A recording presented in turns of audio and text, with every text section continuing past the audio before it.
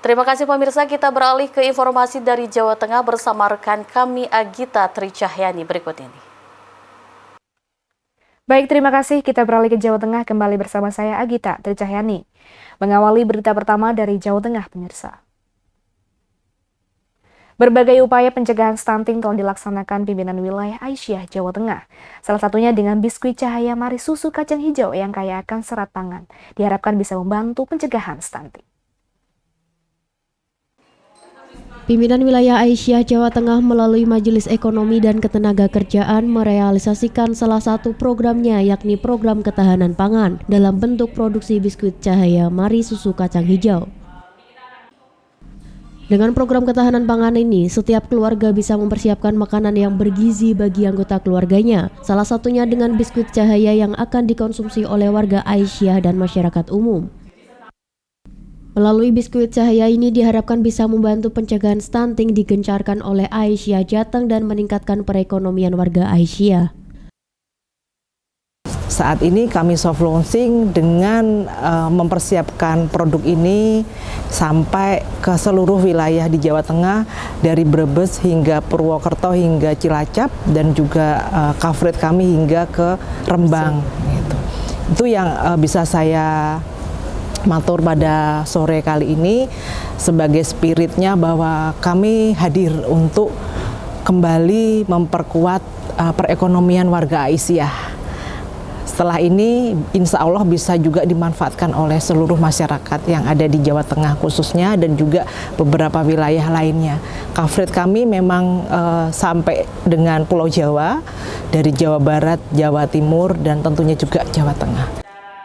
Setelah melalui beberapa tahap, MEK PWA Jateng gelar soft launching biskuit cahaya. Dengan pre-order pertama cukup membludak sebanyak 21.000 karton yang akan dikirimkan ke Jawa Tengah, Jawa Barat, Jawa Timur, Yogyakarta, dan beberapa provinsi lainnya.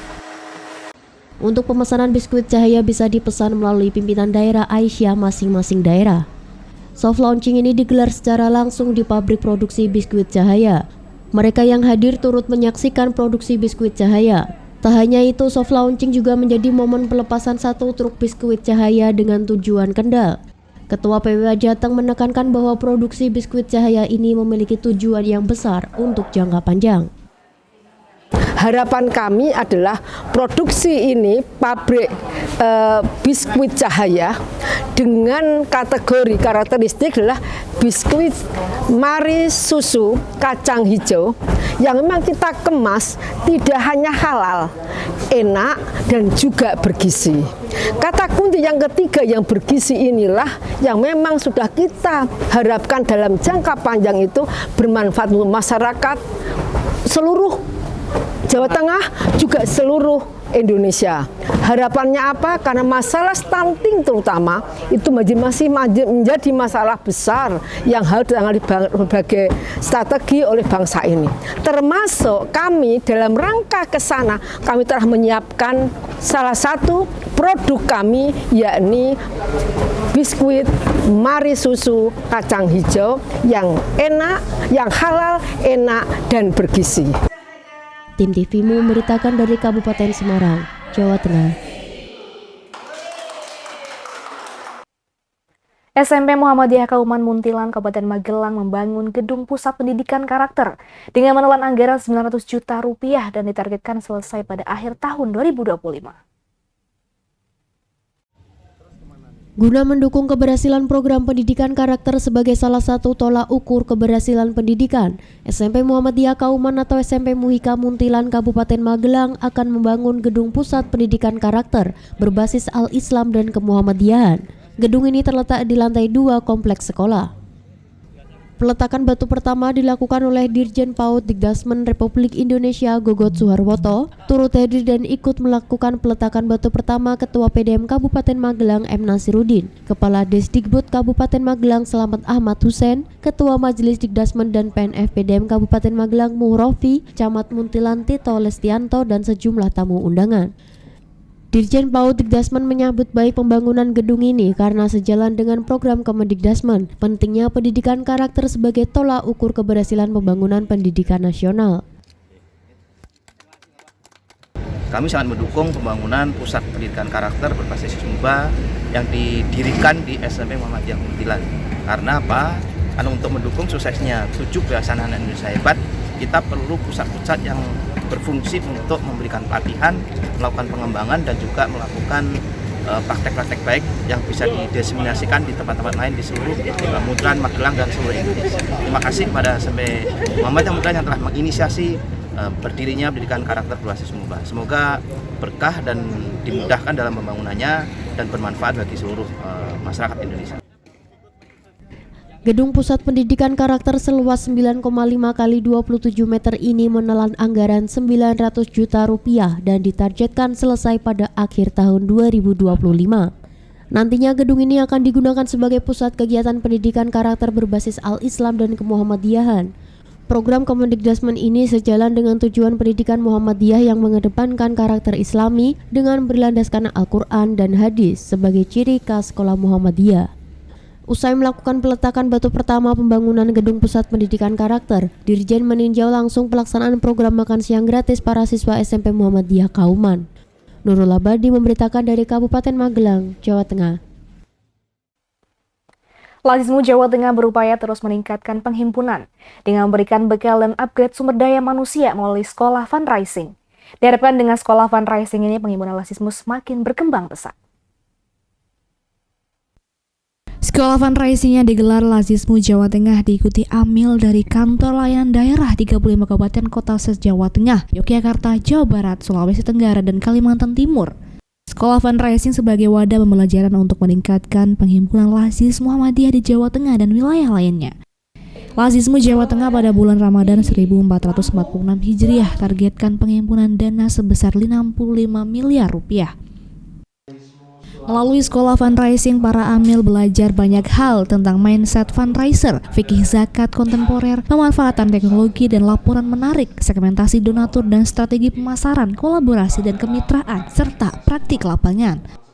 Program Ramadan Lazismu Jateng sesuai dengan arahan Lazismu Pusat diantaranya sosial dakwah, peran Lazismu di masjid, peran dalam memberikan buka puasa dan takjil, serta akhir Ramadan nanti juga akan ada program mudik. Ketua BP Lazismu Jateng Dwi Swasana Ramadan berharap sekolah fundraising ini para amil bisa belajar dan berdiskusi bersama dan saling memberikan semangat sehingga penghimpunan Lazismu bisa terus berkembang pesat. Mindsetnya kita memang kemudian bangun ini dengan berbagai macam kegiatan di mana dibangun mindset untuk fundraising ini, mereka punya confidence yang lebih baik lagi, kemudian menyadarkan bahwa zakat ini kewajiban kita semua sebagai umat muslim yang ada di Indonesia dan di muka bumi ini. Sekretaris PWM Jateng Dodo Sartono menegaskan bahwa setiap lembaga yang ingin maju harus terus upgrade sumber daya manusianya. Ya, intinya lembaga apapun pengen maju harus mengupgrade terus sumber daya manusianya, karena SDM inilah yang menentukan berhasil tidaknya sebuah lembaga. Masalah teknologi, masalah lainnya itu kan support. Canggih apapun teknologinya, kalau tidak memiliki sumber daya manusia yang hebat ya nggak kemana-mana. Dan saya kira ini langkah Lazismu untuk terus mengupgrade, meningkatkan kapasitas, kompetensi amil Lazismu adalah langkah yang strategis untuk menjadikan Lazismu sebagai lembaga zakat yang profesional dan terpercaya. Tim TVMU memberitakan dari Kota Semarang, Jawa Tengah. Untuk memperkuat kinerja organisasi, pimpinan ranting Muhammadiyah Pudak Payung Kabupaten Semarang gelar Baitul Arkom dengan tujuan menuju pimpinan ranting Muhammadiyah yang unggul di tahun 2028. Pimpinan ranting Muhammadiyah Pudak Payung Kecamatan Banyumanik Kota Semarang menggelar kegiatan Baitul Arkom yang dihadiri oleh seluruh pimpinan ranting Muhammadiyah, pimpinan ranting Aisyah, serta unsur pembantu pimpinan di PRM Pudak Payung. Kegiatan dilaksanakan selama 2 hari di Bandungan dengan target capaian menuju PRM unggulan 2028. Baitul Arkom PRM Pudak Payung Kota Semarang dilaksanakan dengan tujuan untuk membangun sinergi di antara semua pengurus dan memberdayakan sumber daya pimpinan ranting serta memantapkan organisasi. Selain materi pokok Baitul Arkom, manhaj tarjih, risalah Islam berkemajuan dan praktik ibadah juga dilakukan outbound untuk mempererat semangat persaudaraan. Ketua PRM Pudak Payung menekankan pentingnya peran setiap anggota dalam mewujudkan cita-cita Muhammadiyah untuk menjadi organisasi yang unggul dan bermanfaat bagi masyarakat. Baitul Arkom juga untuk menguatkan 6 pilar program PRM Pudak Payung, diantaranya peduli guru, penyaluran beasiswa Sang Surya, jemput zakat, pilar sosial, pilar dakwah, dan ekonomi mandiri. Kita ingin dari Baitul Arkom ini rekan-rekan dari pimpinan ranting Muhammadiyah dan Aisyah Kelurahan Pudak Payung ini akan mendapatkan ilmu tentang kemuhammadiyahan, tentang organisasi Muhammadiyah. Karena kami ada di ujung tombak dan berhubungan langsung dengan masyarakat, sehingga perlu mendapatkan bekal yang cukup dari pimpinan daerah Muhammadiyah Kota Semarang. Acara ini diikuti oleh 36 peserta dari unsur pimpinan ranting Muhammadiyah, unsur pembantu pimpinan, dan juga dari pimpinan ranting Aisyah, juga badan pembantu pimpinan. Insya Allah nanti ini berlangsung selama 2 hari, dan kita harapkan nanti setelah Baitul Arkom ini nanti kami akan lebih mampu untuk bisa bagaimana menggerakkan organisasi ini menjadi organisasi Muhammadiyah di tingkat ranting yang unggul di tahun 2028. Setelah Baitul Arkom ini, insya Allah kita menindaklanjuti dari hasil raker kemarin. Utamanya memang dulu daycare, ya. Kemudian kita akan menindaklanjuti lagi selain daycare, amal usaha yang lain seperti UMKM di bidang ekonomi. Untuk memakmurkan masjid, kita ini nanti mulai Ramadan, insya Allah ada semacam turban turun ke bawah, itu kita mengikuti dari PCA juga ada jadwal untuk turba Ramadan.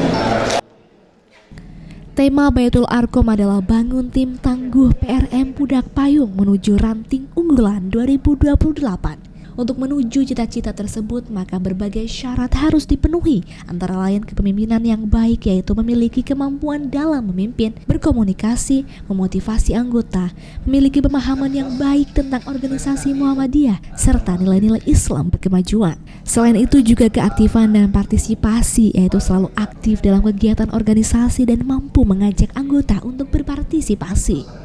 Melalui Baitul Arkom juga dikuatkan pengembangan SDM dengan strategi mencetak kader-kader yang berkompeten dan berintegritas. Mengembangkan ekonomi syariah dengan memberikan pemahaman tentang kewirausahaan berbasis syariah menuju masyarakat mandiri ekonomi. Baik, jadi di Baitul Arkom, pimpinan ranting Muhammadiyah dan Aisyah Pudak Payung ini, kita akan mendiskusikan 2 materi besar, yaitu yang pertama risalah Islam berkemajuan, dan yang kedua adalah manhaj tarjih plus praktek ibadah. Kedua ini menjadi penting karena ini menjadi prinsip utama dalam kita berspirit untuk membangun Muhammadiyah, khususnya di ranting Pudak Payung ini. Terkait bagaimana nanti metode penyampaian, seperti biasa sebenarnya. Jadi materi disampaikan, kemudian kita mendiskusikan. Tapi ini di hari pertama. Di hari kedua nanti kita akan betul-betul bekerja keras untuk mendiskusikan kira-kira langkah-langkah konkret apa yang perlu untuk dilakukan oleh seluruh warga, seluruh pimpinan, dari pimpinan ranting Muhammadiyah Pudak Payung maupun pimpinan ranting Aisyah Pudak Payung untuk menjadi ranting unggulan di 2028 nanti. 40% itu adalah refreshing. Bentuknya apa? Bisa ice breaking dan ada outbound. Jadi itu bukan hanya untuk refreshing, namun juga untuk menguatkan ukhuwah atau persaudaraan antar warga Muhammadiyah dan Aisyah di ranting Pudak Payung ini. Bahkan tadi sudah merencanakan dirinya untuk menjadi ranting unggulan di tahun 2028. Baitul Arkom adalah merupakan salah satu ikhtiar untuk meneguhkan semangat kita berorganisasi, khususnya dalam kegiatan bermuhammadiyah.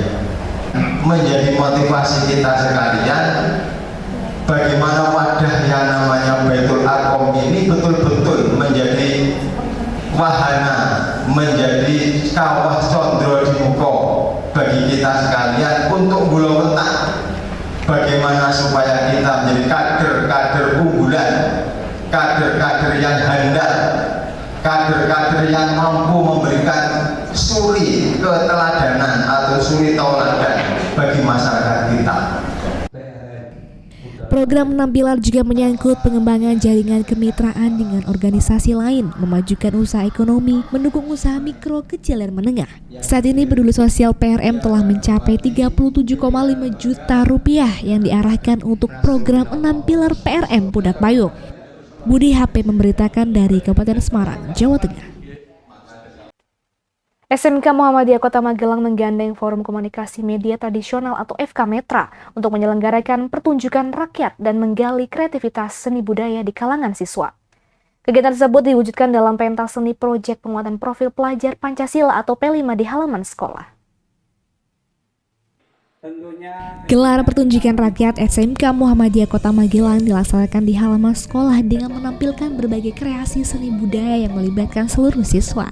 Acara dihadiri oleh pimpinan daerah Muhammadiyah Kota Magelang, Cabang Dinas Pendidikan Wilayah 8, Komite Sekolah, perwakilan wali siswa, para guru, serta seluruh siswa-siswi SMK.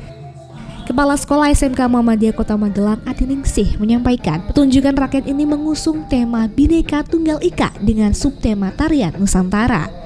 Gelar pertunjukan bertujuan untuk memperkenalkan kekayaan budaya Indonesia kepada siswa. Selain itu juga meningkatkan pemahaman siswa mengenai nilai-nilai kebinekaan serta memperkuat rasa cinta terhadap budaya Indonesia yang beragam. Dengan tema Bhinneka Tunggal Ika, kita ambil subtemanya tarian Nusantara. Anak-anak untuk yang kegiatan P5 ini diikuti oleh kelas 10 dan kelas 11. Masing-masing dibentuk kelompok antara 10 sampai dengan 17 anak.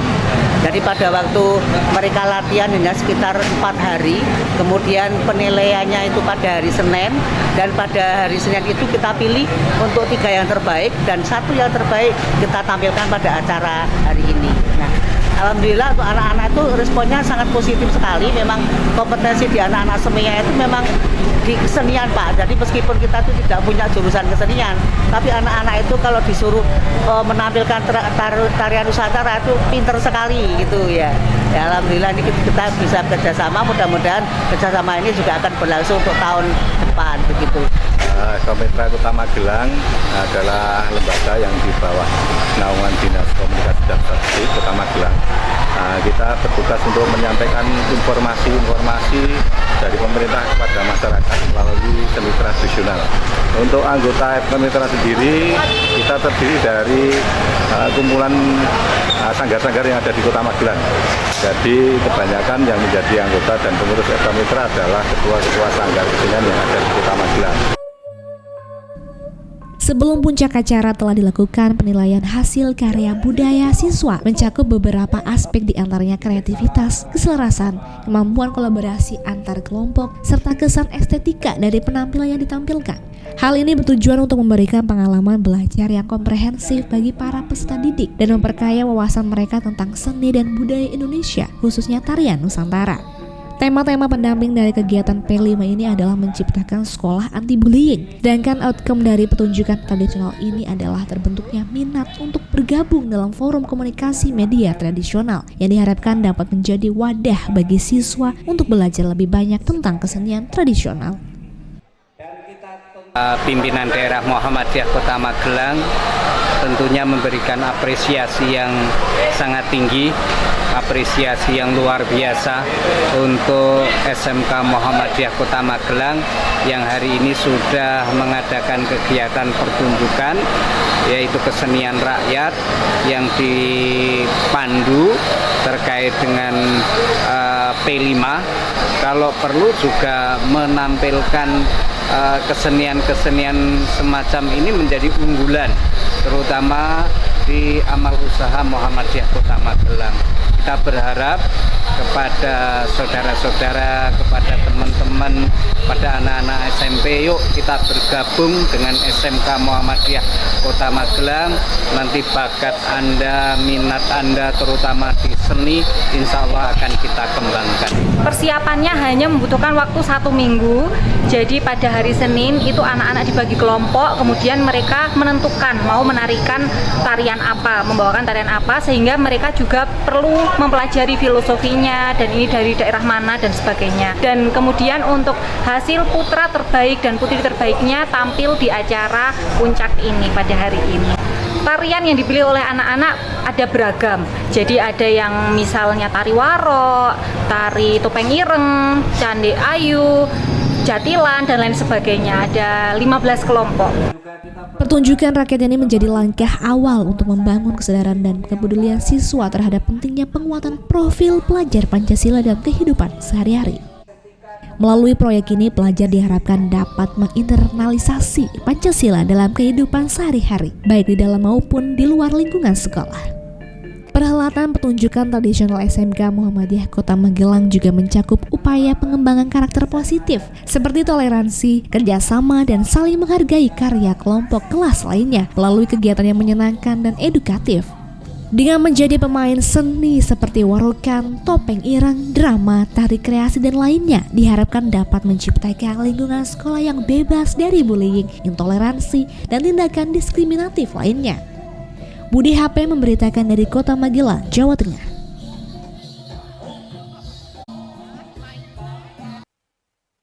Yayasan Mentari Sehat Indonesia atau MSI menggelar acara kick-off program eliminasi TBC Komunitas Kota Salatiga sebagai langkah awal untuk mengurangi angka infeksi tuberkulosis atau TBC.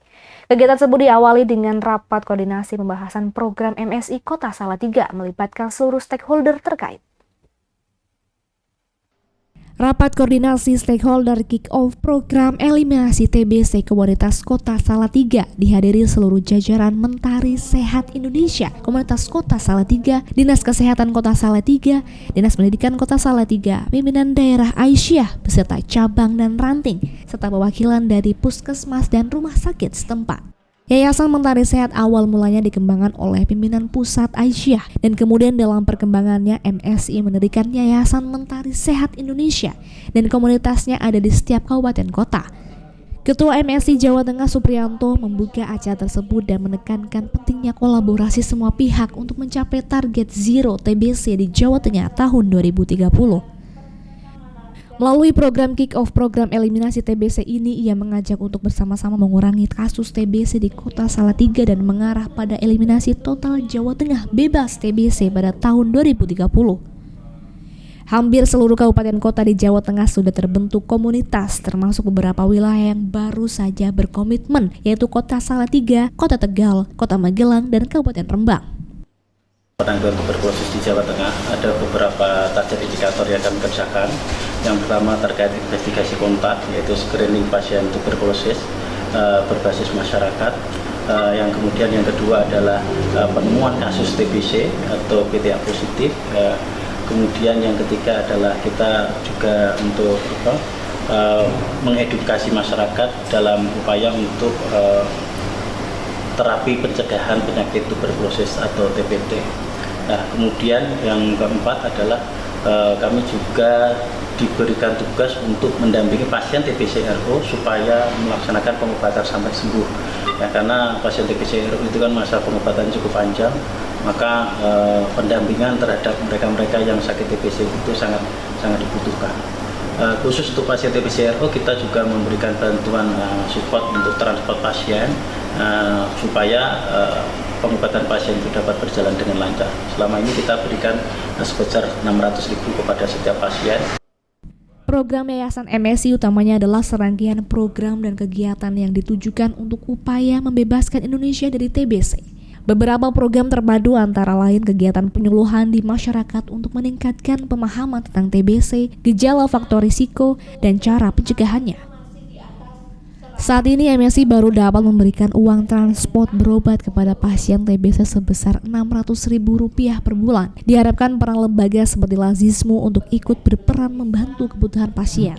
Selain itu juga membangun kemitraan dengan puskesmas berkolaborasi dengan fasilitas kesehatan umum untuk memastikan perawatan dan pengobatan bagi penderita TBC agar dapat diakses secara optimal. Di Kota Salatiga kami sudah menyiapkan berbagai regulasi pendukung untuk mendukung program TB, mulai dari rencana aksi daerah untuk penanggulangan TB, kemudian pembentukan tim percepatan penanggulangan TB, termasuk juga terbentuknya OPTB ataupun DTPM. Di Salatiga kita menyiapkan sekian rumah sakit, termasuk juga dengan fasilitas layanan primer di puskesmas untuk menopang program-program TB di Kota Salatiga, sehingga harapannya bisa lebih meluaskan akses jangkauan layanan TB di Kota Salatiga. Nah, nanti dengan kolaborasi yang lebih baik dengan Mentari Sehat Indonesia ini, harapannya temuan-temuan kasus akan semakin baik, investigasi kontak akan semakin baik lagi, sehingga akan mempercepat penanggulangan TB di Kota Salatiga menuju eliminasi TB nasional tahun 2030. Berfokus pada sharing data pada sistem informasi tuberkulosis diharapkan dapat meningkatkan akurasi data yang bersumber dari laporan masyarakat. Pemangku kepentingan dalam program bebas TBC di tahun 2030 di Salatiga melibatkan Dinas Kesehatan yang akan mengawasi dan memberikan dukungan kebijakan serta fasilitas kesehatan untuk pengobatan TBC. Organisasi masyarakat termasuk Muhammadiyah dan Aisyah juga dibutuhkan peran aktifnya dalam kampanye dan sosialisasi mengenai pencegahan TBC, serta ikut melaporkan kasus TBC di lingkungan sekitar guna keperluan screening lebih lanjut di fasilitas kesehatan. Budi HP memberitakan dari Kota Salatiga, Jawa Tengah. TK Aba 1 Ambarawa, Kabupaten Semarang menggelar perayaan yang penuh warna dan semangat dalam rangka memperingati Milad ke-56. Acara dimeriahkan dengan berbagai kegiatan menarik dan menyenangkan, di antaranya doa bersama, lomba anak-anak, dan bakti sosial melibatkan seluruh siswa, orang tua, dan masyarakat sekitar. Perayaan Milad TK Aisyah Bustanul Atfal 1 Kecamatan Ambarawa, Kabupaten Semarang dimulai dengan doa bersama sebagai wujud syukur atas perjalanan panjang institusi pendidikan Aisyah ini.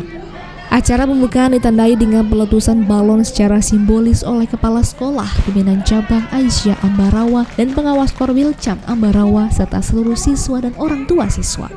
Tidak hanya sekedar seremoni, acara ini juga diwarnai oleh penampilan memukau dari para siswa, diantaranya atraksi drum band, demonstrasi bela diri tapak suci, serta berbagai tarian oleh anak-anak dengan musik yang harmonis dan gerak lincah mengembirakan, memperlihatkan bakat terpendam anak-anak TK Aba 1.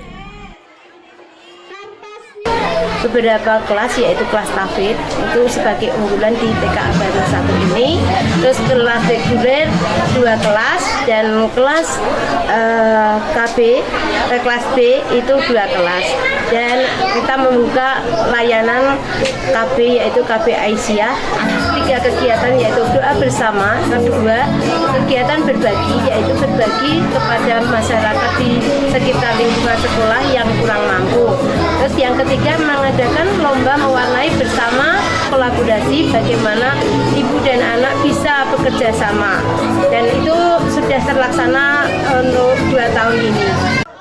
Kegiatan ini diikuti oleh sekitar 150 peserta dengan agenda utama lomba mewarnai yang diikuti kelompok bermain atau KB sekecamatan Ambarawa.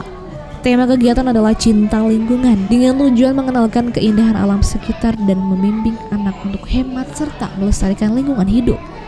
Selain itu, lomba mewarnai ini dirancang khusus untuk mempererat hubungan antara orang tua dan anak, serta guru sekaligus memberikan ruang bagi kreativitas mereka untuk bersinar di bawah naungan pendidikan PAUD Aisyah. Orang tua pun turut bersemangat dalam mendukung partisipasi anak-anak mereka, tidak hanya sebagai penyemangat tetapi juga serta dalam proses mewarnai. Kami dari Aisyah Ambarawa memberikan dukungan yang luar biasa dan memberikan apresiasi yang luar biasa kepada TK Aba 1 Ambarawa yang disebut dengan Kabumba.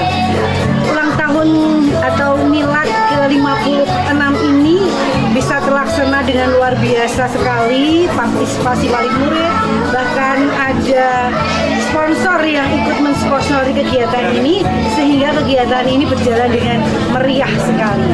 Kegiatan ini 2 hari hari ya dilaksanakan.